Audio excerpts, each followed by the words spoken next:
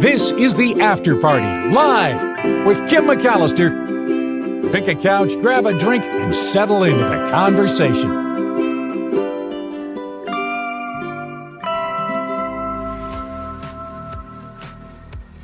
On a Monday, it is the After Party Live. I put the link to vote for the Audiocaster Award from the Bay Area Radio Museum in the top of the chat.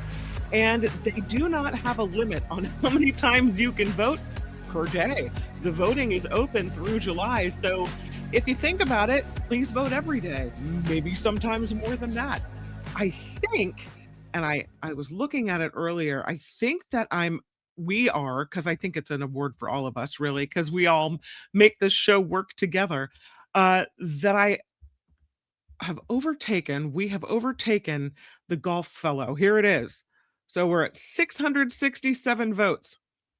Granted, it's only 1%, but look at that. We're closing in on Fred Green, the Golf Smarter podcast. We might even be able to overtake this Alameda Post cast. And that's where I think it'll stop, because Greg Papa over at CamBR has about 10,000 votes. So I think that's as much as we can hope for. But still, we've nearly overtaken Mr. Green of the Golf podcast. So, thank you for voting, and thank you for having fun with it. I appreciate the support and the help there.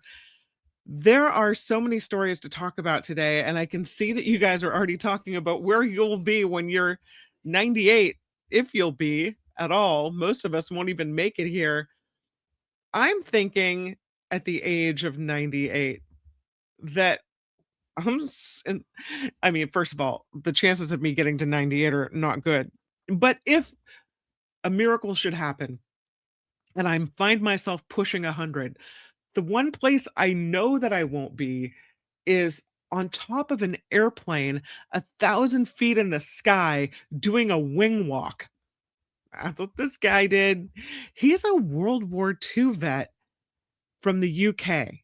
He is amazing, and he has now become the world's oldest wing walker at the ripe old age of 98 years old. His name is Harry Heisman. He was on top of this plane for about 9 minutes on Saturday at the Duxford Airfield in Cambridge, 1,000 feet in the sky. He's standing right on top of it. There was a Guinness World Record adjudicator out there to officially certify Mr. Heisman is indeed the world's oldest wing walker. And here's what he said. I have dreamed of doing this since I was a young child, and to finally live that dream at 98 years old and be a Guinness World Records title holder is beyond anything I ever could have imagined. He said he spent 11 months working with a physical trainer to get his body and mind ready for this attempt. Think about that. You're 98, right? Everyone around you is probably at the old folks' home, winding down. You're working with a physical trainer to get your body and mind ready to walk on top of an airplane. This guy is amazing to me. He did it not only for his own personal desire and to make his dreams come true, but to raise money for the Lennox Children's Cancer Fund. He said it serves as a tribute to his wife and son. Both of them died after battles with cancer. The representatives from Lennox Children's Cancer Fund said Harry is proof it is never too late to chase a dream. At 98 years old, what he has achieved is nothing short of extraordinary. She said over the last few months that she'd had the privilege of getting to know him and seeing the determination behind this challenge.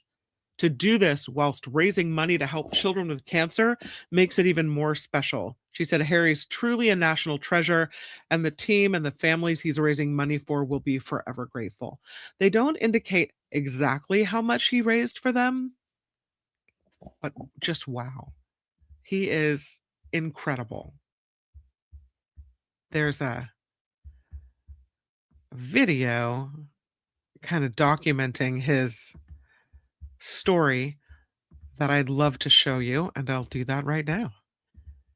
Here it is. I'll probably get dinged for this, but that's all right. I think it's worth it for Harry. If Harry can take it, we can take it. And here it is. Meet Harry, who was getting suited up for his first wing walk, aged 98. I used to go to the cinema when I was a kid, and I used to see these American circuses because they used to do tricks and fly under things. And I saw this wing walk. I mean, I must have been about 10 or 11. I said, one day I'm going to do that. Today, Harry's at Imperial War Museum, Duxford, where on the 4th and 5th of July, wing walking will be part of their spectacular summer flying season. But today, Harry is attempting something equally breathtaking. Just ask Guinness World Record official adjudicator Pravan Patel.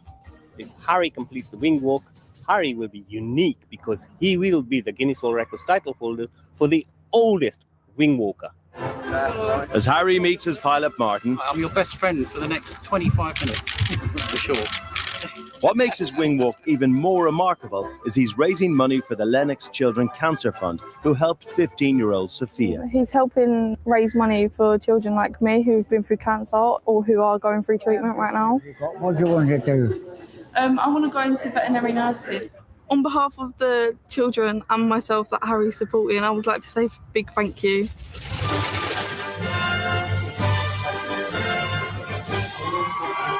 For Harry to break the record, he has to be in flight for at least 5 minutes from takeoff to landing.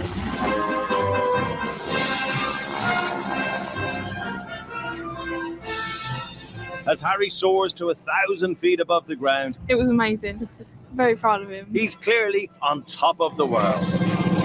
As are Carolyn and Reith from his support team. I'm feeling elated. I think it's amazing that somebody who's 98, nearly 99 could do that. He's done it, so he gets Guinness World Record now, and I'm so happy for him. Harry Heisman, you are the Guinness World Records title holder for the oldest wing walker. Congratulations, you are officially amazing. It was wonderful. It was a great experience, and I'm not going to wait another 98 years. Yeah, we're going to do some rolls next time.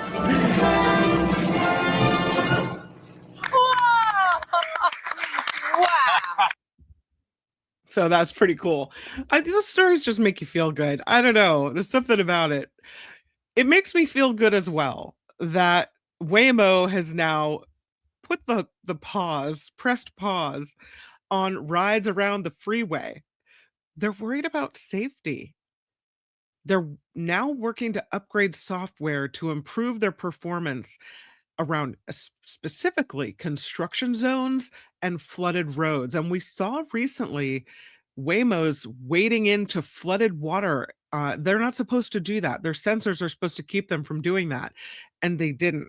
So freeway operations were going on in San Francisco and Los Angeles and Phoenix and Miami as well.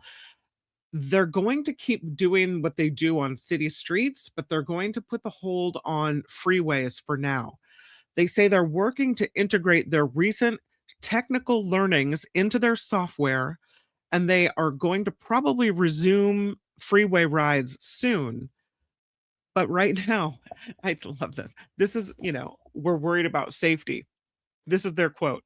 We are committed to being good neighbors and for our riders and our communities. As part of that commitment, we're making proactive decisions, including temporarily pausing aspects of our service.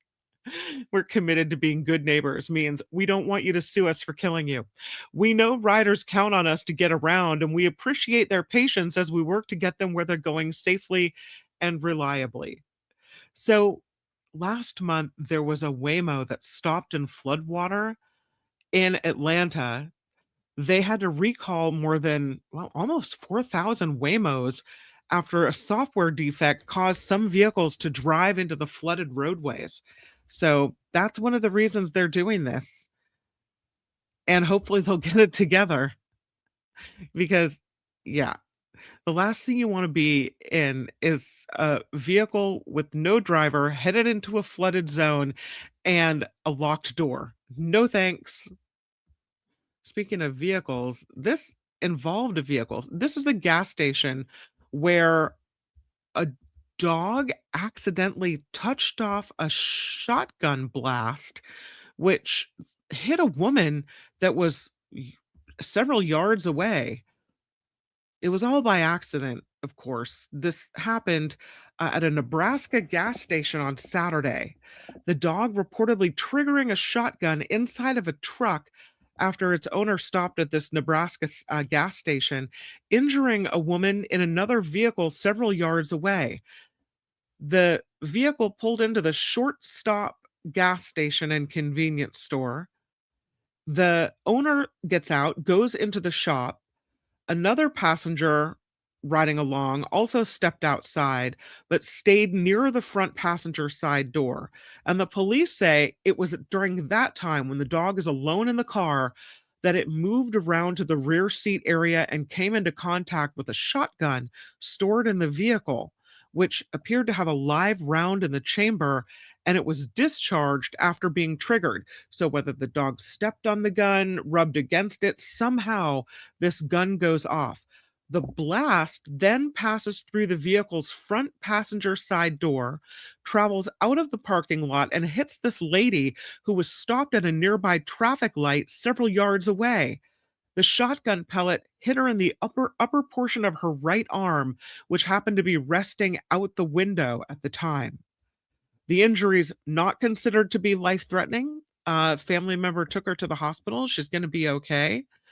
Police say the incident was initially reported as a BB gun, but responding officers were later informed that that was actually a shotgun. So, they also said there was damage to the vehicle's passenger side door consistent with a shotgun blast, and they are now investigating this incident. That's got to be a weird one, right? You're called out to a dog firing a weapon? What? I know, that's weird. Speaking of animals, though, this is a rare and beauteous thing. There is a not new, but rare, very rarely seen creature that has been photographed in Golden Gate Park. It's the Golden Gate leech. And it was documented, according to SF Gate, on iNaturalist for the first time ever. The biologists were hunting for this creature, turned over a piece of wood, and found it. It's the Golden Gate leech, a predatory worm that only exists in the fresh waters of San Francisco's Golden Gate Park. That's the only place in the world you'll find this guy. Biologist says, I just felt this dopamine rush, that great feeling of eureka. This naturalist name is Hasegawa, Richard Hasegawa, and this picture is credited to him as well and to SF Gate. He said he lives in Berkeley and works for an environmental consulting firm. He said it filled me with a sense of wonderment that there are things we walk past every day like this without even realizing. He used a digital camera. He's got a digital camera in one hand and a twig in the other. And he said he nudged the animal into a setup with an aquarium box and started taking pictures. They have black speckles on their underside of their abdomen, a dark ring on their posterior suckers.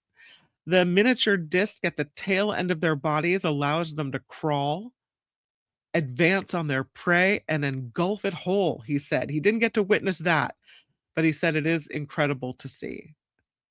He uploaded the images to iNaturalist, and dozens of replies came in. When he was out doing the field work, he said he learned that his observation of this leech made during this year's City Nature Challenge was the first ever recorded on that app. So, by the way, it's a joint initiative between the California Academy of Sciences and the National Geographic Society. It's called iNaturalist, and it allows you to upload and record photos of plants, animals, and fungi for other people to help identify. It's a nonprofit. It helps scientists track the population and range of various species over time as well. And now we get to see the Golden Gate leech. Did you know we had that in San Francisco and only in San Francisco? Yeah, watch out for that guy.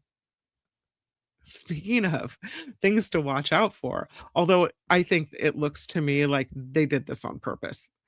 They were out here doing this on purpose.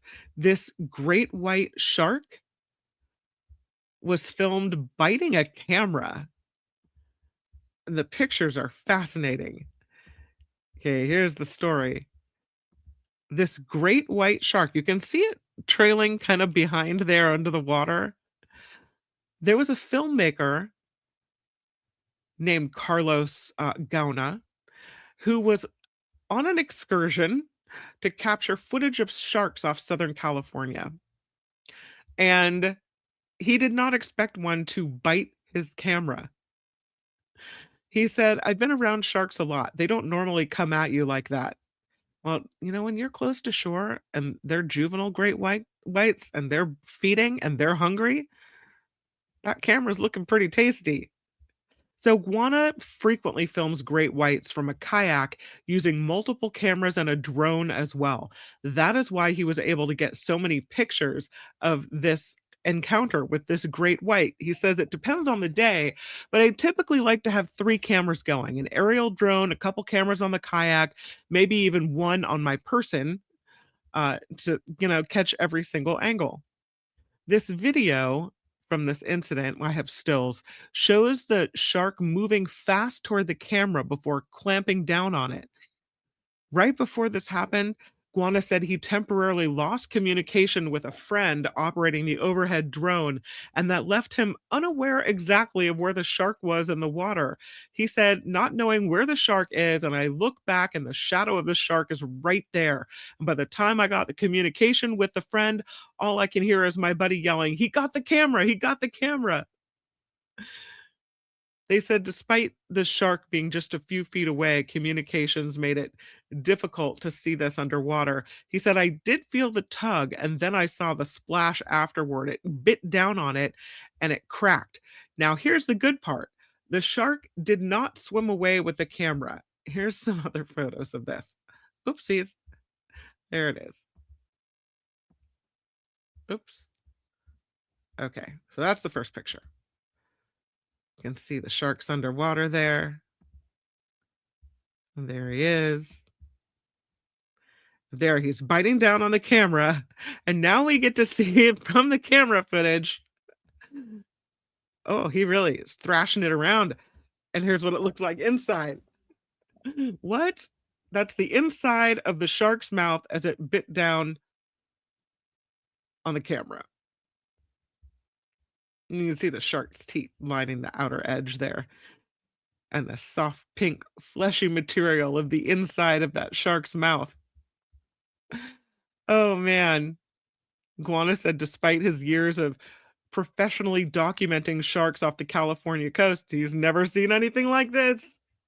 He said it was conditions that day that he thinks played a major role. There was a lot of bait in the water that day, a lot of sea lion activity, and it was a perfect situation for an encounter like that, he said. When you enter the water, you're entering their domain, so we have to respect that. He also doesn't want to tell people where this happened exactly because he said fishermen might use the information to hunt sharks, and he doesn't want that to happen. So, but that is definitely the picture.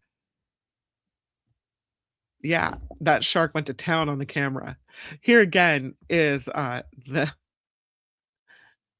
picture of it happening from up above from the drone. Bites it, thrashes it. Yeah. Wow. That's just truly amazing that they caught all of that on camera. Wild. I have a story for you about quartz. Did you know that there is, I don't know, I think it's passed yet. There's an effort in California to ban quartz countertops for kitchens and bathrooms and what have you, because the people that have to cut it and install it are getting this incurable disease. And so California workplace safety regulators would like to completely ban kitchen quartz countertops. The Cal OSHA, the Occupational Safety and Health Standards Board, voted toward prohibiting work on artificial stone to stop the infection by this deadly kitchen dust. Australia, hi Glenn, has already banned this. There's this dangerous disease. It's called it's let me see what it's silicosis is what it's called. And workers who install these quartz countertops, often end up suffering from silicosis. It's caused by inhaling crystalline silica dust from engineered stone. And there's significantly more silica in the quartz process than natural minerals like granite or marble, especially high silica engineered quartz. The symptoms of this disease are irritating cough, mucus, shortness of breath, trouble breathing, fatigue, chest pain, leg swelling. There are treatments that can help you manage the symptoms, but there is no cure for silicosis. And it can worsen as the disease progresses, leading to lung cancer, tuberculosis, or even death. So, the folks at Cal OSHA say the state is experiencing a crisis of silicosis. The number of cases surged from 52 in 2022 to 531 this year. From 52 4 years ago, to 531 this year. And it's attributed to a rising demand for the quartz stone. And people want it because it's durable, it doesn't stain like marble, it looks really nice, right? But it's causing this horrible thing. So they say a ban may be needed, and it may be the only viable option to increase the safety for workers who are predominantly, of course, Latino or foreign born. The Environmental Medicine Association for the what's called the Western Occupational and Environmental Medicine Association. This is a group of occupational physicians who are pushing for this ban. They say the evidence is now clear that engineering stone containing crystalline silica is too toxic to fabricate and install safely. And education and enforcement alone will not be sufficient to stop the escalating occupational health emergency caused by this product. It's such a bummer because it's such a nice thing, you know? But if it's hurting people, I wouldn't ask someone to come put that in. Critics are saying this is an overreach. They say the ban is coming after failed enforcement of an emergency standards set of rules. They disagree. But of course, they likely represent the businesses who are making the money installing this. So just so you know, if you're planning a kitchen remodel and you're looking at quartz countertops, the fine folks at Ferrari have come out with a new electric vehicle. Kind of cool looking, I think. This is the first electric Ferrari. It's an aerodynamic shell wrapped around a sweeping glass house. It is the Ferrari Luce, L-U-C-E. Do you say Luce or Luce? This large sports car designed and unveiled in Rome, Italy, the Ferrari Luce or Luce features a spacious 5-seat cabin enclosed in a large curvaceous glass house. The upper portion of the vehicle that includes the windscreen, the side windows, the rear window, and a panoramic glass roof. You can kind of get a feel for that there. I love how the doors open. It's got an aluminum body at the sides that transitions into wide aerodynamic wings at the front and the rear of the car to create the impression of a single teardrop form wrapped in the colored metalled shell. They said we intellectually separated the passenger cell, the glass house, as you called it. It's surrounded by this aluminum shell, which is effectively the bodywork, which enables you to preserve this very pure internal form. The two don't necessarily interrupt each other.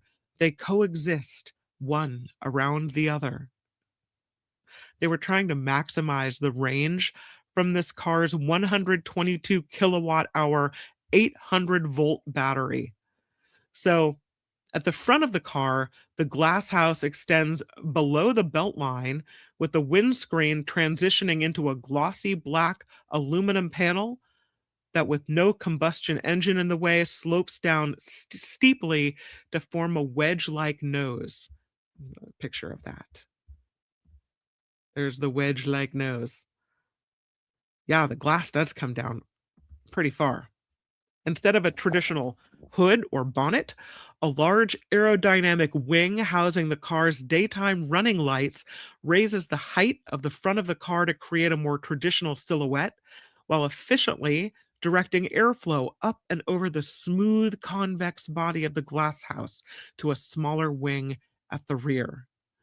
Combined with the vents in the wheel arches and an extremely flat underfloor results in a different drag coefficient, the lowest of any car in Ferrari's history. Aero is everything when it comes to designing an EV. Ferrari says this car can travel up to 530 kilometers on a single charge. Hasn't been officially rated yet, but that's what they're saying. The suspension lowers the front of the car by 10 millimeters when cruising to further reduce the drag. It's a very fancy car, this Luce. The windscreen wipers are arranged vertically to reduce air resistance as well. They say we wanted to create a continuous windscreen all the way that went to the front of the car. You don't see it on any other cars, he says, in the real world. They developed all of the main components in the car at their base in Maranello, Italy. They have 60 new patents because of this. They said the battery cells are manufactured by a South Korean company, but the battery modules were developed by Ferrari to be future-proof. In theory, completely different battery cells could be used within them, reducing the risk of obsolescence as battery technology advances. They say they've already done something similar with the batteries in their hybrid cars. And so here they've done it again. They also have something, I think this is interesting. They have this button. This looks like the button. Here's another picture of the car. This looks like, hey, don't push that. What happens when you push the launch button? Yeah, I don't know. They do say the Luce is the first 5-seat Ferrari sports car. Yeah. And here's this launch button. I don't know. They say the lack of a combustion engine at the front means the driver sits close to the front axle, like driving a mid-engine sports car. 4 electric motors, one in each wheel, generate up to 990 Newton meters of torque, propelling the car to 100 kilometers per hour in a claimed 2.5 seconds and 200 kilometers per hour in 6.8 seconds. And in order to do that and unleash your maximum power, you pull on a handle above your head to activate launch control, which will change all the driver display graphics to a vivid bright orange. The 4-wheel steering and torque vectoring mean the car handles like a much smaller, lighter vehicle when you pull the launch button. I don't know how much it's going to cost. They haven't said how much this thing is. It'll cost you 500,000 euro. 500,000 euro. That's how much it costs. I don't know how much that is in dollars. Too much. Here's another picture of the inside. You can see. It's very fancy, this one. Kind of cool looking. I don't know if I like it better in red or yellow. I think I like it better in yellow because I like the yellow wheels. What a hot rod. Just pull the launch button. They've done it again. The cheese rolling competition was held again. We report on this one every year. So much fun. A world record holder, Chris Anderson, came out of retirement after being challenged by a YouTuber. This is in Gloucestershire. Gloucestershire. I don't know how to say it. Ron tried to help me say the shires, but I screw it up every time. Gloucestershire. Gloucestershire. This is the cheese rolling contest. They say it was the most successful competitor was beaten by a German YouTuber. Oh, man. This is where you chase an 8-pound double Gloucestershire cheese down the steep Cooper's Hill in Brockworth, England. This year's cheese will taste the sweetest of all the cheeses I have won, said the winner. They said the recent hot weather made it firmer and more dangerous for competitors. They really look like they went flying down that hill. But there you go. That's what happened with the cheese contest, the cheese wheel contest this year. Can we move to this story presented by Teacher Lori, who sends me the story? This looks like a dinosaur, but it is not a dinosaur. This is a crocodile called a witch croc. Looks like a dinosaur, discovered in New Mexico. This comes out of the publication Discover Wildlife, and thank you to Teacher Lori for sending it in. It's out of the Triassic era, and it belongs to the evolutionary lineage that led to crocodiles. How cool is that? This team of paleontologists, led by researchers at the Natural History Museum of Los Angeles County, just announcing the discovery of this bipedal toothless crocodile relative from the Triassic period. They named it witch croc, or Labrujasuchus expectatus, after the Spanish name for Ghost Ranch, the site in New Mexico where its remains were found. They published a study today in the Journal of Vertebrate Paleontology, and they described this animal as looking very much like a group of bipedal dinosaurs known as the ornithomimosaurs.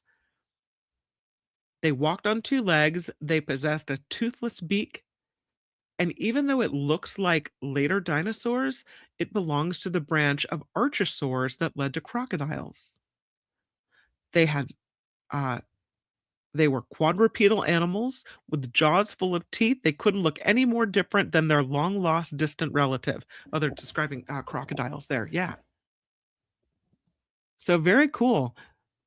The Shuvosaurs, it's a group of beaked bipedal archosaurs that roamed the southern United States during the late Triassic, from 235 to 201 million years ago. This group of dinosaurs lookalikes serves yet another example of how reptiles that lived during this period, crocodile relatives and dinosaurs, experimented with similar body plans. The paleontologist said, we see a lot of successful strategies for modern animals and non-avian dinosaurs first arise in the Triassic, and these Shuvosaurs are a great example of convergent evolution. That bipedalism is certainly a unique path for crocodile relatives to take, but a path well taken by dinosaurs and later birds, and obviously it worked for these animals. It's only the 5th species of Shuvosaur identified, but they say it fills the gap between the two earlier discovered Shuvosaurs from this region. This is an evolutionary link, which is why they added expectatus to the name. They say it's a remarkable discovery, highlighting how the fossil record works.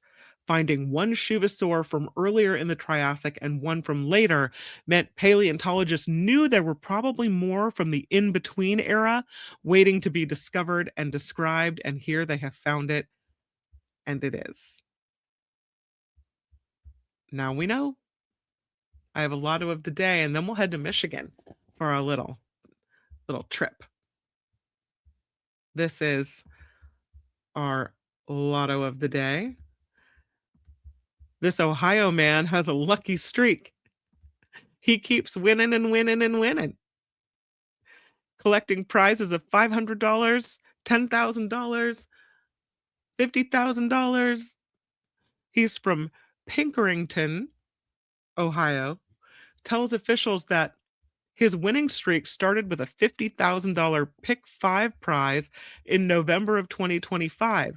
He follows it up with a $10,000 win from a scratch-off ticket in March. Then he wins $500 from a Pick 3 drawing. And on May 21st, the streak continues. He goes to the Turkey Hill Minute Market and bought some scratch-off tickets. He said the first one was a $50 winner, so he decided to buy 5 more. And 4 of those tickets earned him prizes ranging from $20 to $50, so he decides, all right, 1 more. The final ticket turns out to be a $50,000 winner.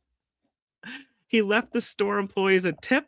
That's a nice way to do it, before rushing off to tell his wife at work. He says the prize money will go toward making home improvements, fixing up his family's hair salon, and taking a cruise.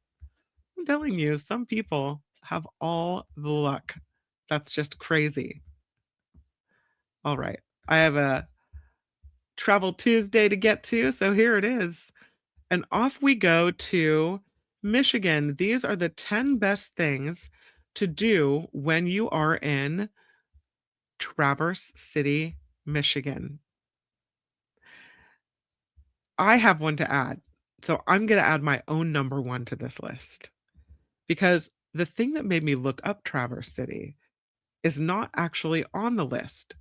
The thing that made me look it up was this place. It's called Sleeping Bear Dunes. There are so many beautiful beaches, hiking trails.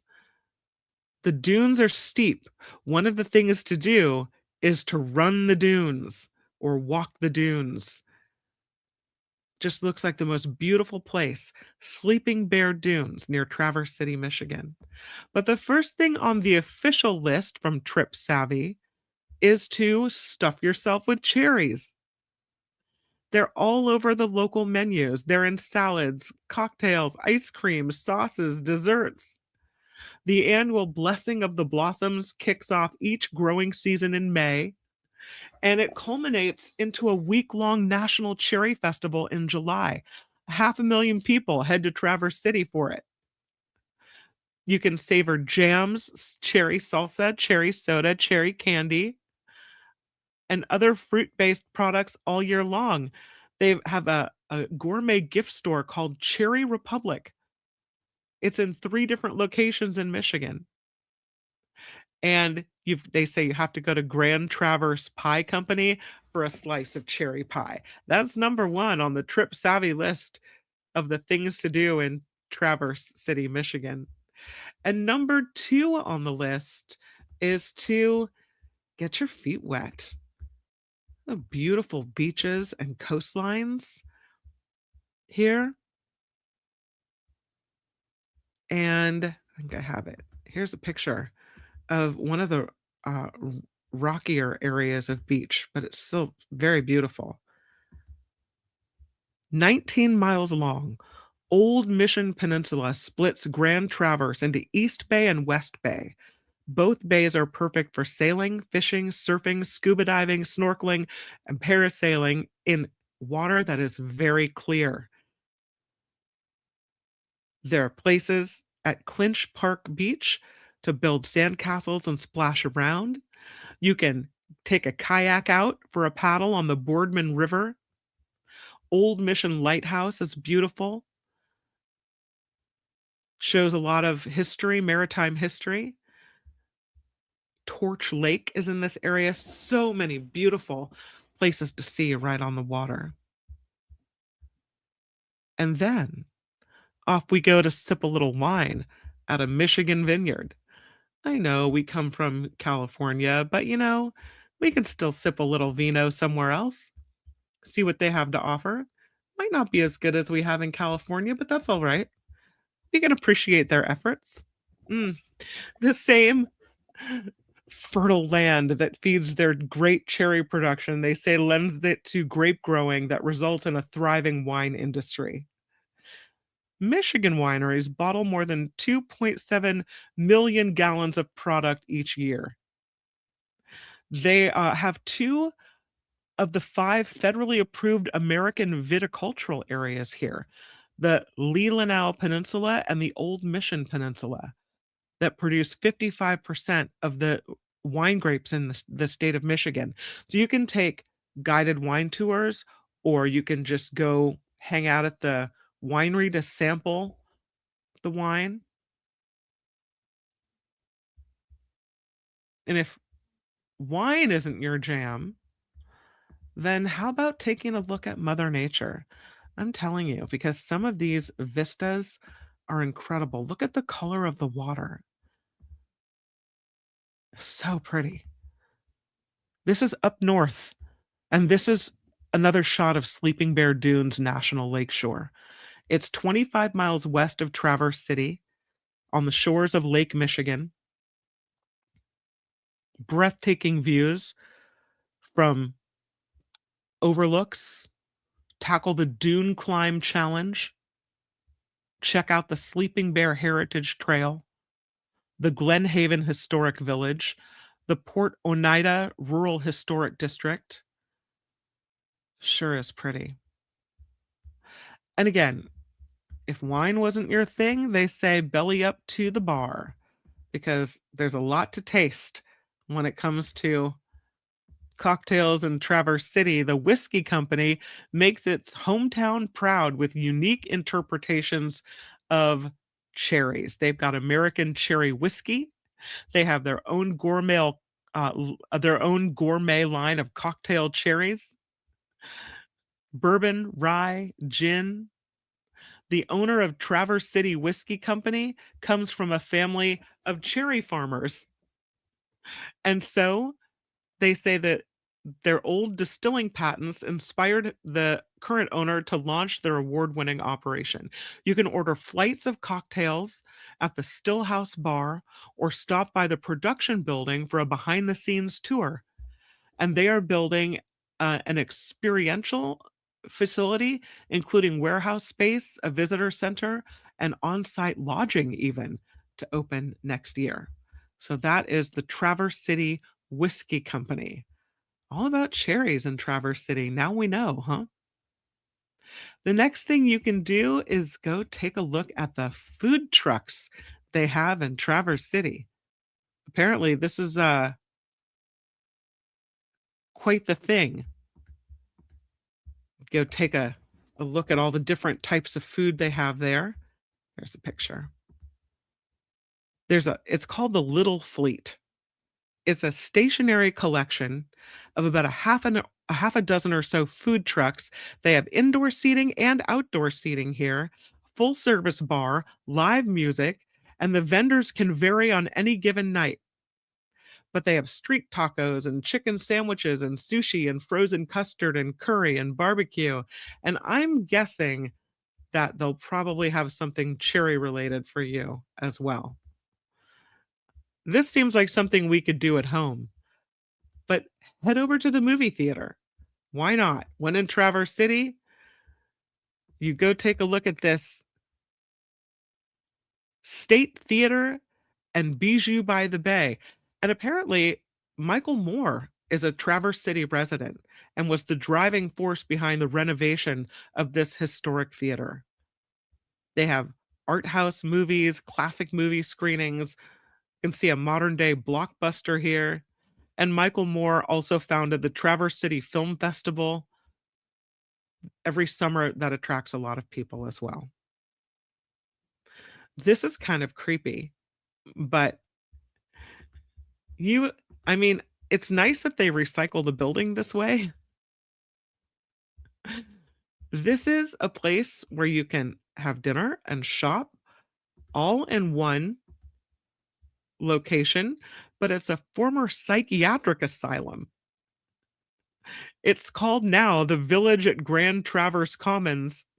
They have completely reimagined this former psychiatric asylum, which is very beautiful looking Victorian Italianate buildings that were constructed in the 1880s. And now it doesn't house the people that need help. It houses shopping, dining, residential living. They preserve the historic grounds. There are hiking trails here, a botanical garden, along with restaurants, cafes, art galleries, craft beer, boutique shops, local wine. There are narrated walking tours as well. And there are also an eerie network of tunnels that run beneath the property. It's a claim to fame. Next on the list is art. The Denos Museum Center on the Northwestern Michigan College campus has one of the largest permanent art collections of Inuit art in the country. They have other world-class exhibits, galleries, and programming. The display created by an indigenous Inuit tribe from the Canadian Arctic region, and the pieces that are on display in this area include prints, sculptures, stone carvings, and more. And then you can hit the trail because there's a lot of beauty to see in Traverse City, especially overlooking the coast, as you can see here. There is a network called the Tart Trail Network. It's 8 multi-use paths meant for biking, jogging, walking, and they connect to more than 100 miles of regional trails through some of the most scenic territory in the state of Michigan. It's a 10-mile paved leg that skirts East Bay and West Bay and gives you access to Clinch Park, the West End Beach, Traverse City State Park. There are bikes and inline skates available to rent along the way.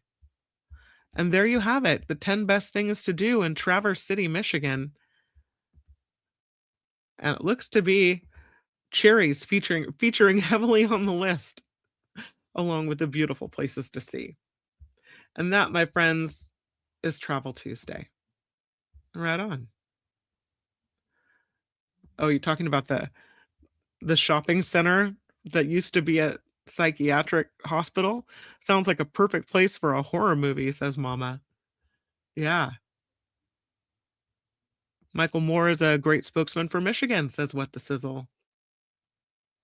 Ricky says, don't do alcohol or cherries. Oh, no. No cherries either, huh? Oh. I don't think Traverse City is your place then. I don't know. What the Sizzle says, growing up in Chicago, we would take trips to the dunes in Michigan, and it was wonderful. Well, hopefully I jogged your memory on that a little bit. Thank you guys for being here today, for hanging out and choosing to spend your afternoon.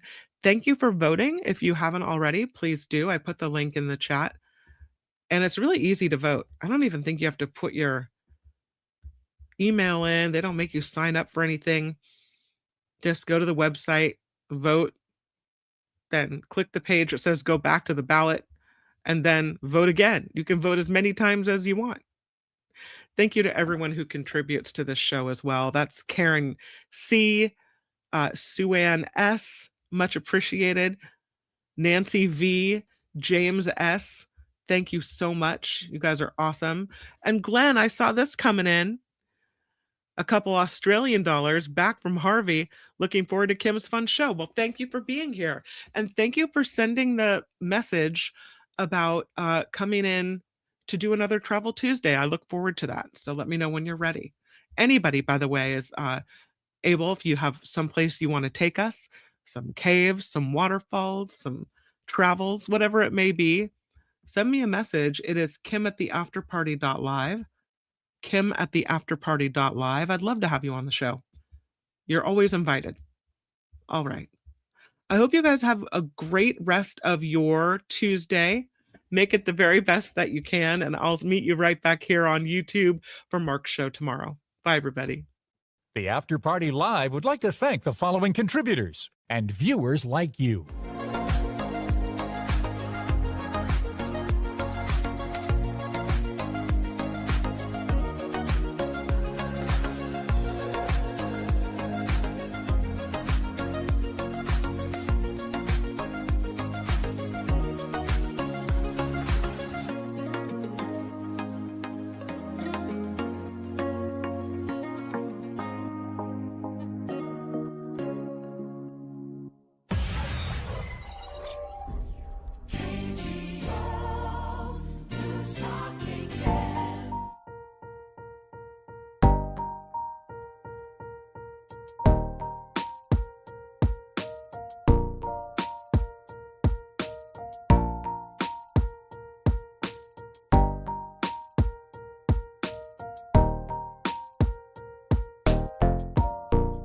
Wait. What?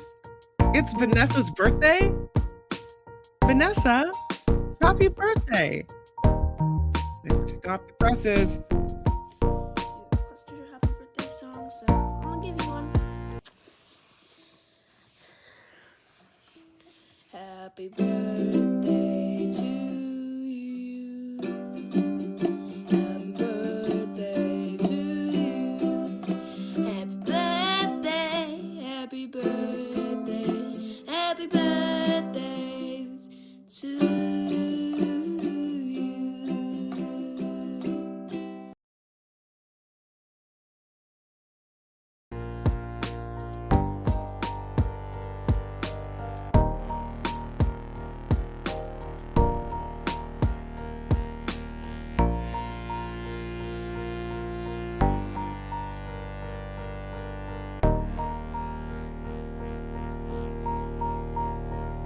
Thank you.